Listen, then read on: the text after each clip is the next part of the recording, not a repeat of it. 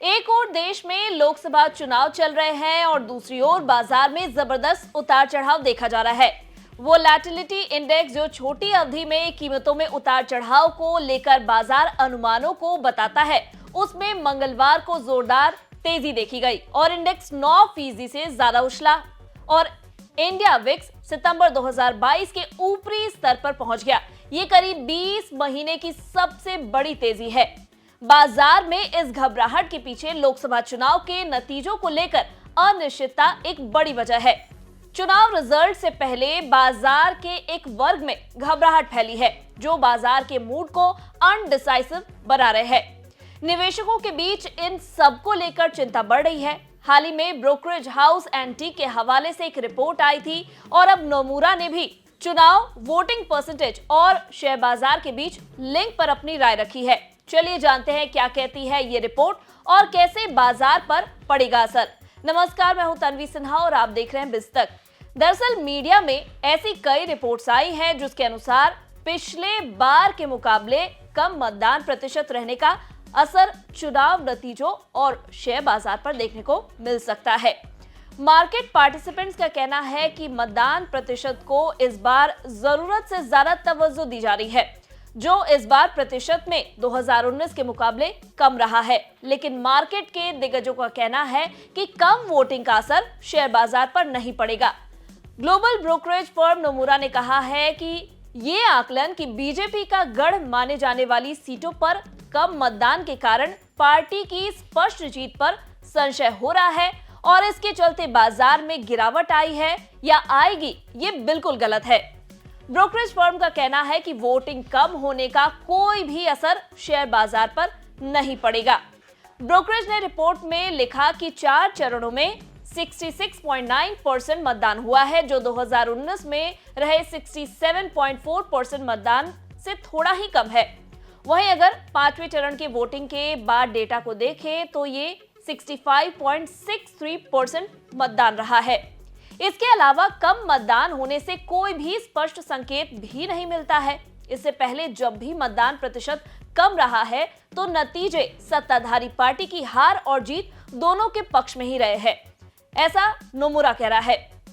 एक बार आपको 2019 और 2024 के वोटिंग परसेंटेज फेज वाइज कैसे रहे, इससे भी अपडेट करा देते हैं।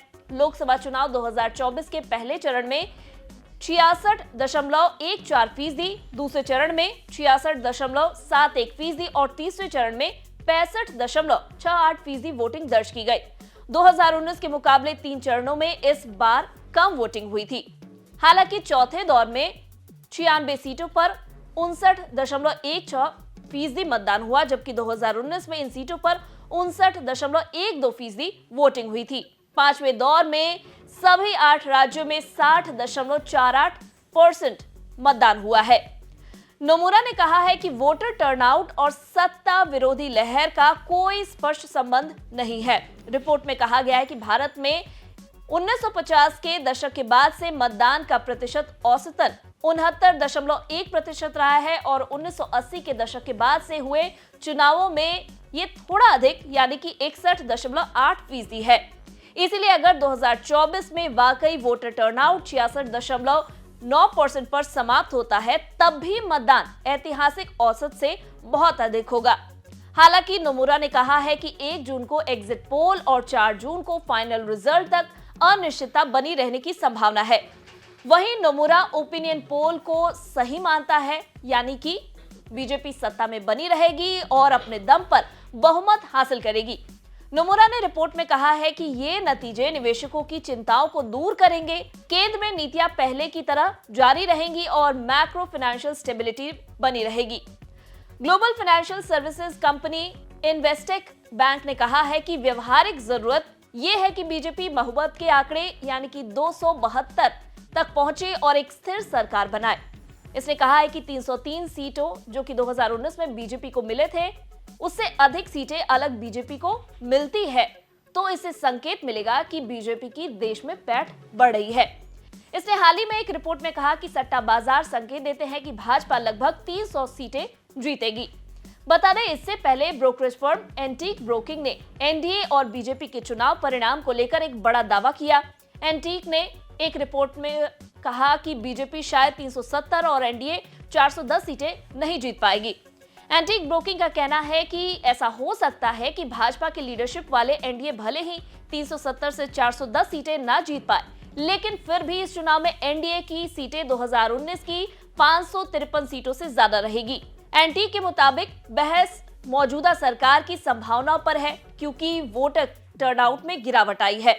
वोटर टर्नआउट डेटा के एनालिसिस के आधार पर मौजूदा पार्टी 2019 में अपनी सीटों में सुधार कर सकती है, लेकिन एनडीए के 370 से 410 सीटें जीतने की एक्सपेक्टेशन से पीछे रह जाएगी।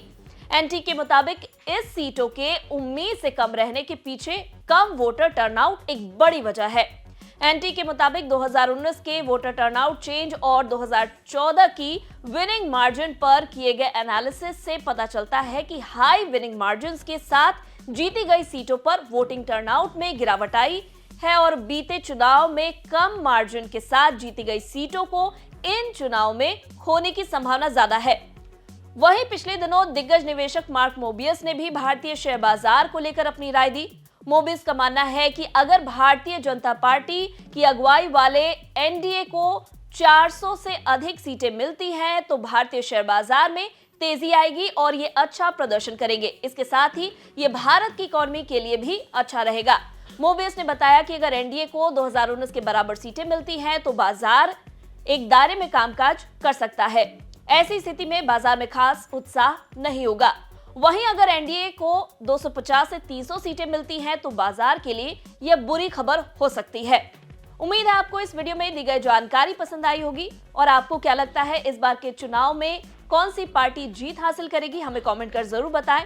वीडियो पसंद आया हो तो इसे लाइक और शेयर करना ना भूलें। साथ ही बिजनेस जगत की खबरों से अपडेटेड रहने के लिए बने रहे हमारे साथ और देखते रहे बिजतक।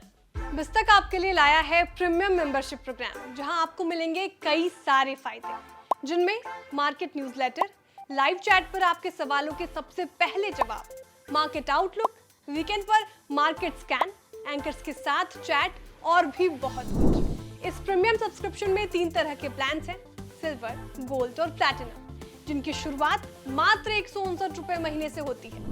इससे जुड़ना भी बेहद आसान है। बिजतक के YouTube चैनल पर जाएं, ज्वाइन बटन पर क्लिक करें और अपना प्लान सिलेक्ट करें। बस बन गए आप हमारे प्रीमियम मेंबर।